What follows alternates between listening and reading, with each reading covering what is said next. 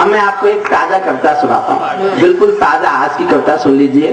फिर मैंने मेरे एक अच्छी कविताओं में इन दिनों मैंने संविधान लिखी। मैंने 38 साल एक यूनिवर्सिटी में कानून पढ़ाया है, 38 साल में यूनिवर्सिटी का dean of the law faculty रहा हूँ और रिटायरमेंट अभी हुआ है मेरा। तो मैं एक कविता ऐसी भी सुनाना चाहता हूँ कि आपको लगे कि मैं सचमुच पढ़ा लिखा हूँ। लेकिन उससे पहले एक बिल्कुल ताजा कविता सुन लीजिए आज की। आपने अखबारों की जो आज हेडलाइन पढ़ी होगी वो आपने देखा होगा, पाकिस्तान क्या कर रहा है। मैं आज तक एक ही बात मेरी समझ में नहीं आई कि ये मुल्क हमसे डरता क्यों नहीं है। मेरे इस बात पर मुझे आश्चर्य होता है। मैं 2 पंक्ति पढ़ता हूं और ये जानना चाहता हूं कि इस कविता को आप कितनी देर सुन सकते हैं और कितना हिस्सा सुनना चाहते हैं। अगर आप में से 10% लोगों ने ताली बजाई तो कविता का 10% सुनाऊंगा, 50% ने ताली बजाई तो 50% सुनाऊंगा, और अगर 100% लोगों की तालियां उठेंगी तो कविता को 100% सुनाऊंगा। पहली 2 लाइन पर तय करना है आपको। ये पाकिस्तानी गालों पर दिल्ली के चांटे होते, ये पाकिस्तानी गालों पर दिल्ली के चांटे होते, गर हमने 2 के बदले में 20 शीश काटे होते।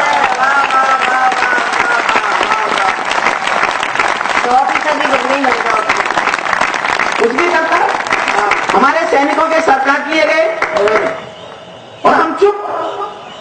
मैं सुरेंद्र दुबे को कोट करना चाहता हूं। मैंने सुरेंद्र दुबे से कहा, दुबे हमारे सैनिकों का सर काट के पाकिस्तान ले गया, किया क्या होगा। दुबे राजस्थान का एक इंटेलिजेंट है, उसके उत्तर को मैं आपको सौंपता हूं। उसकी तालियां सुरेंद्र दुबे को मिले और उसका सम्मान मुझे मिले। दुबे की इस बात का मैं आज तक कायल हूं। उसने जवाब दिया कि भाई साहब आप नहीं समझे। मैं नहीं समझा। बोले वो अपनी कायर फौज को दिखाना चाहता है कि वो बहादुर हिंदुस्तानी होते कैसे हैं, जो सर कटा तो सकते हैं, झुका नहीं सकते।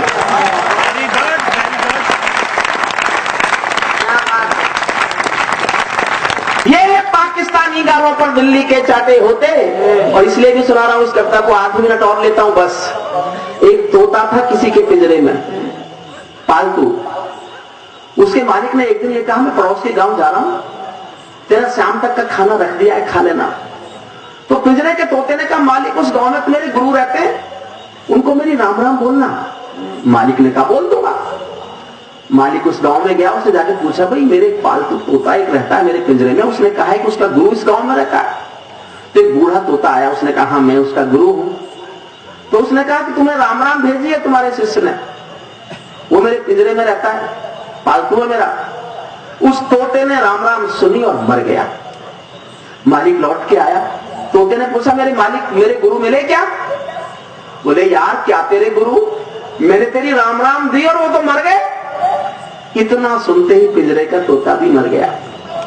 जब मालिक ने पिंजरा खोला तो आत्मा कहती हुई चली गई कि मालिक तुम समझे नहीं, मेरे गुरु ने मुझे एक संदेश भेजा है कि जिसको आजाद होना है उसको मरना आना चाहिए।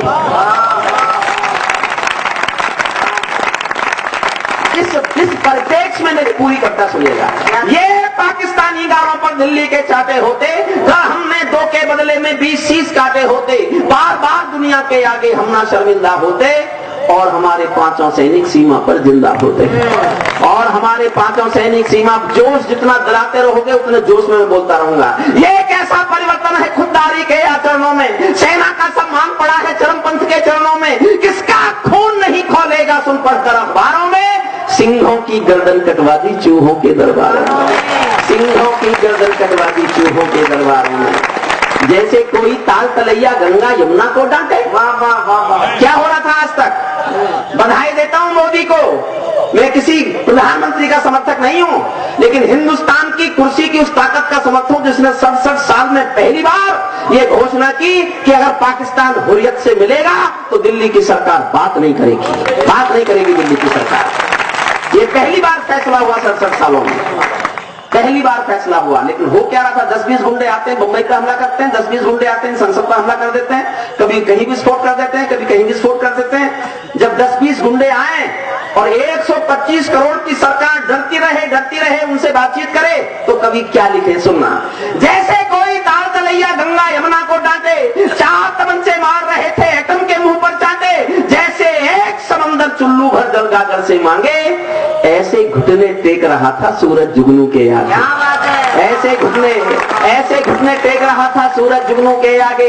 हर संकट का हल मत पूछो आसमान के तारों से, सूरज किरणें कब लेता है नभ के चांद सितारों से। बार बार की गद्दारी को भारत क्यों सह जाता है, ज्यादा संयम भी दुनिया में कायरता कहलाता है। सलूट आपको, समझ रहे हैं आप सब मुझे। ज्यादा संयम भी दुनिया में कायरता कहलाता है। हमने 67 साल खो दिए श्वेत कपोत उड़ाने में, खूनी पंजों के गिद्धों को गायत्री समझाने में। भैंस के आगे बीन बजाना बहुत हो चुका, बंद करो। खुद को बिच्छू से कटवाना बहुत हो चुका, बंद करो। नागफनी पर बेला चंपा कभी नहीं खिलने वाले, पत्थर की आंखों में आंसू कभी नहीं मिलने वाले, पत्थर की आंखों में आंसू कभी नहीं मिलने वाले।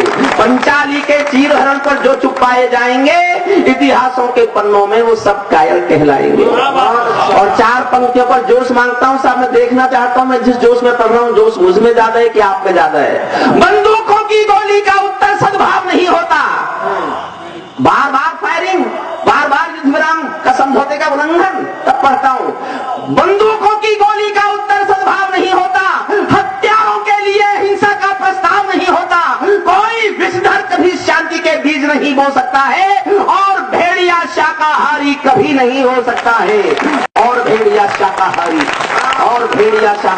कभी नहीं हो सकता है, और भेड़िया शाकाहारी कभी नहीं हो सकता है। जब सिंहासन का राजा ही कायर दिखने लगता है तो पूरा मौसम हत्यारा डायर दिखने लगता है। जब सिंहों की राजसभा में गीदड़ गाने लगते हैं तो हाथी के मुंह के गन्ने चूहे खाने लगते हैं। आखिर यूं डरते डरते दुनिया से क्या ले लोगे तुम, कोई कश्मीर मांगे क्या कश्मीर दे दोगे तुम। अभी बिलावल कह रहा है मुझे कश्मीर चाहिए,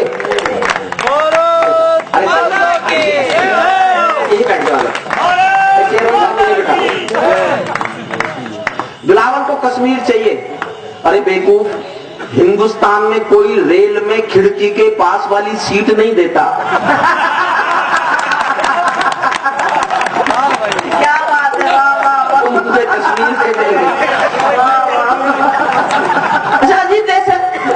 एक हैदराबाद का एमपी है, मैं 2 साल से सुन रहा हूं, मेरे कान पक गए उसका भाषण सुन सुन के, और पता नहीं दोस्तों को भी क्या जिद है कि रोज मेरे व्हाट्सएप पे भेजते हैं ना, सीखो अपने ही भूखंडों पर, इजराइल से जीना सीखो, इजराइल से जीना सीखो अपने ही भूखंडों पर।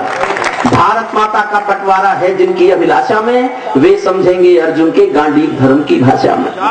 4 पंक्ति पढ़ता हूं मैं, 38 साल प्रोफेसर रहा, ये भाषा कभी नहीं बोला, लेकिन दुबे जी, संजय जी, राज बिहारी भाई, बादल, कीर्ति जी ने सबसे आज्ञा लेकर, सबसे अनुमति लेकर ये भाषा इसलिए बोल रहा हूं कि अगर आज मैं नहीं बोला तो शायद ये भाषा कोई नहीं बोलेगा। और आप सबका समर्थन मांगता हूं मैं। दिल्ली की सियासत को, दिल्ली की गद्दी को, दिल्ली की सरकार को, दिल्ली के प्रधान को मजबूर करना चाहता हूं कि इस बारे में सोचे जो मैं कहने जा रहा हूं। आपका समर्थन जितना जोश में मिलेगा, मैं उतना ही जोश से हिंदुस्तान की सियासत को मजबूर करूंगा।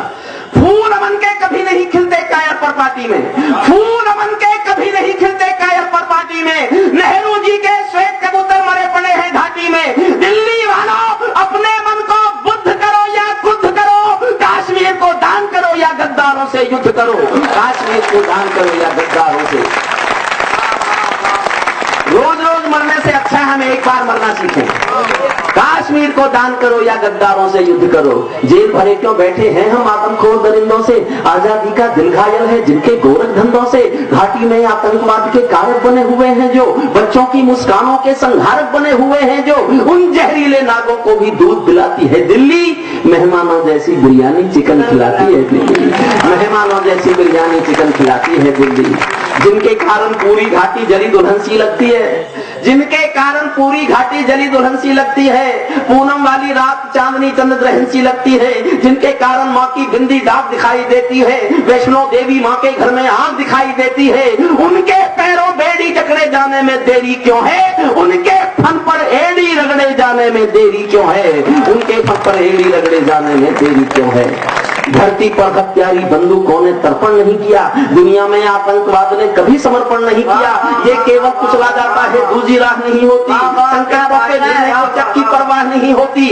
भारत के सारे आतंकी 2 दिन में भग जाएंगे, जिस दिन जेलों के आतंकी सूली पर टंग जाएंगे, जिस दिन जेलों के आतंकी सूली पर टंग जाएंगे, जिस दिन जेलों के आतंकी सूली पर टंग जाएंगे। कायरता की कूटनीति को बंद करो दिल्ली वालों, नेहरू वाली राजनीति को बंद करो दिल्ली वालों। चंद किराए के ये गुंडे और तमंचे पिंडी के सौदागर समझे बैठे हैं आतंकों की मंडी के। पहले इनको संविधान की परिभाषा में समझा दो, ना समझे तो इंदिरा गांधी की भाषा में समझा दो, ना समझे तो इंदिरा गांधी की भाषा में, ना समझे तो इंदिरा गांधी की भाषा में। सुनना साहब, सिंहासन के माने होते हैं सिंहों का आसन हो। कश्मीर में एक विदेशी देश दिखाई देता है, कश्मीर में एक विदेशी देश दिखाई देता है, संविधान को ठुकराता परवेश दिखाई देता है।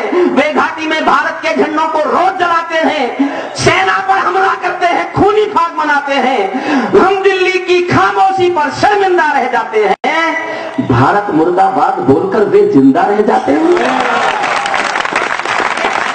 भारत मुर्दाबाद बोलकर वे जिंदा रह जाते हैं। जब तक हंसों की झीलों में, जब तक हंसों की झीलों में गिद्धों का आना होगा, बहुत बढ़िया, जब तक हंसों की झीलों में गिद्धों का आना होगा, गौरैया के बच्चों का चीलों के घर जाना होगा, जब तक गांधी के घर में हिंसा की मेहमानी होगी, कोयल के दरबारों में कौवे की अगवानी होगी, तब तक आतंकी घुसपैठी चलन नहीं रुक सकता है, तब तक आतंकी विस्फोटी प्रचलन नहीं रुक सकता है, तब तक विस्फोटी का ये प्रचलन नहीं रुक सकता है। सिंहासन के माने होते हैं सिंहों का आसन हो, कायरता से दूर अटल संकल्पों का अनुशासन हो। राजमहल के आचरणों की गंध हवा में जाती है, बहुत सख्त भाषा बोल रहा हूं साहब, माफ करना मुझे, लेकिन समर्थन देना। राजमहल के आचरणों की गंध हवा में जाती है, राजा कायर हो तो दिल्ली सिंहों को धमकाती है, राजा कायर हो तो दिल्ली सिंहों को धमकाती है। भारत एक अखंड राष्ट्र है, सवा अरब का ताकत है, कोई हम पर आंख उठा ले किसकी भला हिमाकत है। धरती अंबर और समंदर को ये भाषा समझा दो, दुनिया के हर पंच सिकंदर को ये भाषा समझा दो। अब खंडित भारत माँ की तस्वीर नहीं होने वाली, कश्मीर किसी के अब्बा की जागीर नहीं होने वाली, कश्मीर किसी के अब्बा की जागीर नहीं होने वाली। बुद्धिजीवियों को ये भाषा बर्मा बांग्लादेश तलक सीमा पर बैठे रहते हैं और हमारे नेता चूड़ी पहले बैठे रहते हैं। भारत डरा डरा रहता है पाक चीन की बॉर्डर पर, सेना बांधे हाथ खड़ी रहती है किसके ऑर्डर पर। दुनिया को एहसास कराओ हम निर्णय ले सकते हैं, हम भी ईंटों का उत्तर पत्थर से दे सकते हैं। अब तो वक्त बदलना सीखो डरते डरते जीने का, दुनिया को एहसास कराओ 56 इंची सीने का, दुनिया को एहसास कराओ 56 इंची सीने का। आंख झुकाकर नहीं मिलेगी दिल्ली अबाकाओं से, आंख मिलाकर बात करेगी दुनिया के दादाओं से, आंख उठाकर पहाड़ चढ़ाकर बोलो रावलपिंडी से। भारत के सैनिक के हर सर का उत्तर मांगो पिंडी से, हेमराज के कटे शीश का उत्तर मांगो पिंडी से। बुद्धिजीवियों को ये भाषा अखबारी लग सकती है। कुछ लोग सोचेंगे ये प्रोफेसर रहा यूनिवर्सिटी में ये भाषा बोलता है, वजह बता रहा हूं क्यों बोलता हूं। बुद्धिजीवियों को ये भाषा अखबारी लग सकती है, मेरी शैली काव्य शिल्प की हत्यारी लग सकती है, पर जब संसद गूंगी सिंहासन बहरा हो जाता है और कलम की आजादी पर भी पहरा हो जाता है, तो अंतर आ ही जाता है शब्दों की परिभाषा में। कभी को चिल्लाना पड़ता है अंगारों की भाषा में, कभी को चिल्लाना पड़ता है अंगारों की भाषा में। समापन करता हूं कविता का, इसीलिए मेरे चरण को कहने की मजबूरी है, जो कहना है वो विधा में कहना बहुत जरूरी है। बार बार के समझौतों का पाप नहीं चलने देंगे, अपनी आस्तीन के अंदर सांप नहीं पलने देंगे, हम दिल्ली को दादाओं का दाम नहीं सहने देंगे, शब्दकोश में क्षमादान ही शब्द नहीं रहने देंगे, और किसी के ऊपर अपने पाप नहीं डालेंगे हम। अब भारत पर उठने वाले हाथ काट डालेंगे हम, अब भारत पर उठने वाले हाथ काट डालेंगे। एक अच्छी सी कविता सुनाओ सर। नहीं वो बैठे हैं। अच्छा ठीक है ठीक है, कुछ जाएगा नहीं साहब, कोई गया तो मैं भी गया। आदरणीय आ जाओ, हे ताक्षरी, ये सामने इनको जगा दो, ये सामने सामने।